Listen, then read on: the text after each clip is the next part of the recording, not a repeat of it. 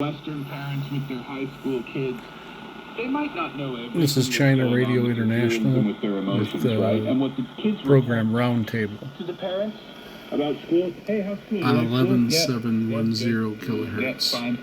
But if you ask the children independently on a survey, they might say, yeah, no, actually. 916 UTC. Well, actually, that disconnect between what the parents think and the 1116 think, that's probably universal. local Hawaii time. There are that many parents who know exactly what their kids are thinking about, especially when they've hit adolescence. Yeah, exactly. They also talked to 100 using the K180 WLA kids antenna. from small towns and big cities, wealthy kids, and also kids that came from not so wealthy families. And they found that school was both overwhelming and boring at the same time. I completely understand that, and I just think it's such a juxtapose, but it makes so much sense. The 100 kids that they interviewed, no matter what kind of background they had, they didn't understand the point of school. They didn't get it. But isn't that interesting? They found school overwhelming and boring. Usually if something's overwhelming, you don't find it overly boring, but that just shows you how complex those years are, I think, for a teenager's life in their high school years.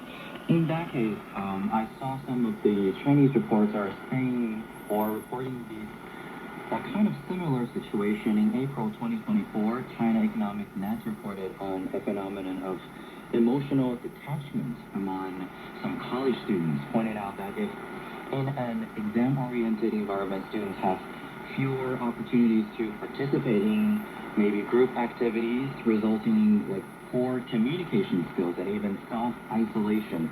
And in that case, this situation not only affects students' mental health, but also has a negative impact on their ability to adapt to society. Maybe that could be, the future impact that they may have if this kind of situation happens. And that's kind of in line with what John Marshall Reeve thinks. He's a professor at an Australian university, and he's been researching student engagement, the combination of how kids think and how they feel and act and proactively contribute in school.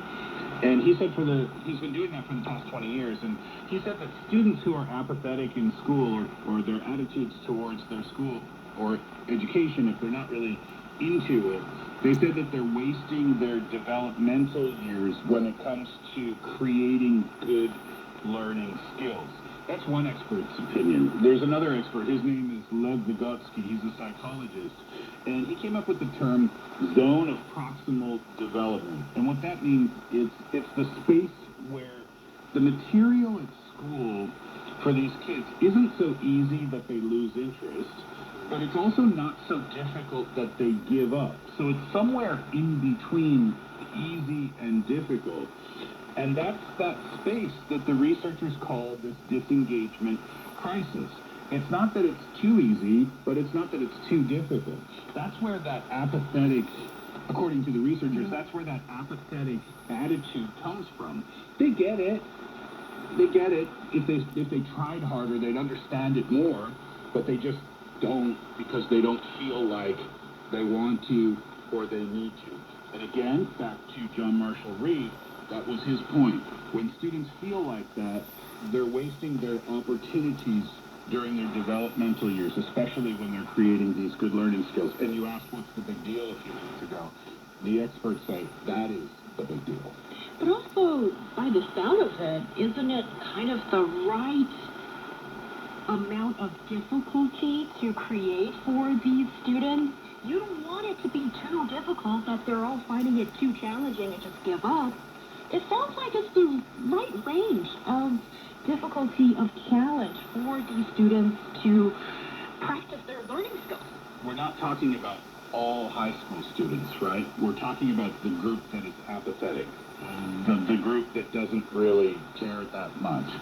So these are the disengaged kids. There are plenty of other engaged kids who are doing quite well with their developmental years and their ability to create good learning skills.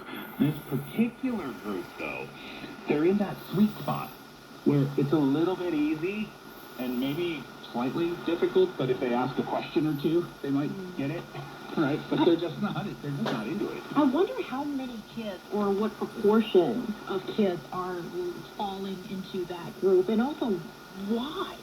It's kind of hard to answer that. Yeah, I know. It's a difficult question. Yeah, but why is a good question.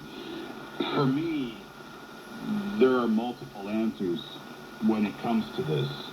High school is a time, when you're in elementary school, you're just a kid. Yeah, right? you're curious to a lot of things. Yeah, exactly. When you go to middle school, socially things become a little bit more complicated. But generally speaking, in middle school, like dating or romance isn't really on the mind. Being cool or not cool isn't that much of an issue. When you get to high school, all of those other external factors come into play. You have to create new friends a lot of the times, right? Because you'll end up in a new school where you're meeting new people. Then, like, where do I fit in with this group of people? Who am I? Your emotions, your hormones are raging. You're a teenager. You've got romance on your mind, maybe a little bit. All of those new factors are coming in with paying attention to your studies. That's one side. The other side that I'd like to make quickly is that in high school, you're not really given an option of what you study, right? Here's the content. Learn about it. Well, I don't really like this. Well, sorry. This is the subject that you have to learn right now. So I think that plays a factor as well. Yeah, that's also what I was thinking. Maybe some of these students are just not interested in some or one particular subject that makes them feel like it is not something that I should spend time on. As you said, they're wasting their developmental years on the things that they're actually not interested in. Maybe academic study is not the area that they would like to put more attention to, but they, like, physically or mentally are good at studying things. So at the moment that they can do good in academic study, but maybe if they're doing maybe, let's say, art things or sports, they can maybe excel in these areas. Right.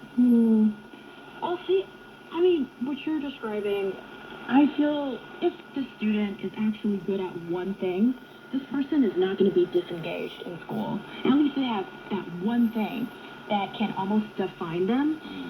You being maybe the top footballer, or I'm now talking about Western schools, or you being really good at just one thing, and then that's something that can make you stand out. And in China, well, if you're good at school, if you're good at studying and good grades, and that's your thing, and that's what's accepted by everybody. Yeah, but my story, I think, is representative of a lot of different types of students. I was really, really good. My grades were near the top of the class in things like English literature or things related to art or something like that, or creativity. When it came to science and math, I didn't have any interest at all. I remember this day, I was in physics class in the 11th grade, and my teacher was so frustrated with me that I didn't care about physics at all. It didn't speak to me. And one day the teacher said, "Steve, don't you care why a wheel, when it's moving at a certain speed and it tips to the right or the left, why it doesn't fall over? Aren't you curious to know the reason why?" And I said, "No, it just doesn't fall over," and that's enough for me. I'll stop my knowledge of the wheel right there. But I just wasn't into it. Yeah. So you can do well in some places, just not care about others. I think in the Chinese context, they're completely honest to what you are not interested. But have to be interested to get the grade. And that's what we call social jobs to do. And we're not supposed to think about it right now when you're in high school. What the parents, the teachers and parents would be waving red flags, and they wouldn't like that very much, for sure. Like some of the deeper causes of teen apathy in China, I can think of two things. Number one is the intense academic pressure and rote learning.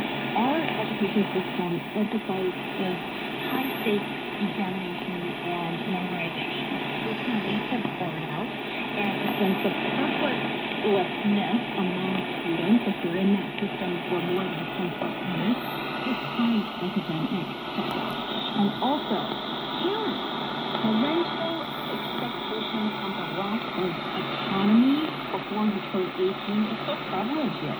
Chinese adolescents often face significant parental pressure to succeed academically, often at the expense of personal interest and autonomy. And let's be honest, before you turn 18, autonomy is even that word used in the Chinese context.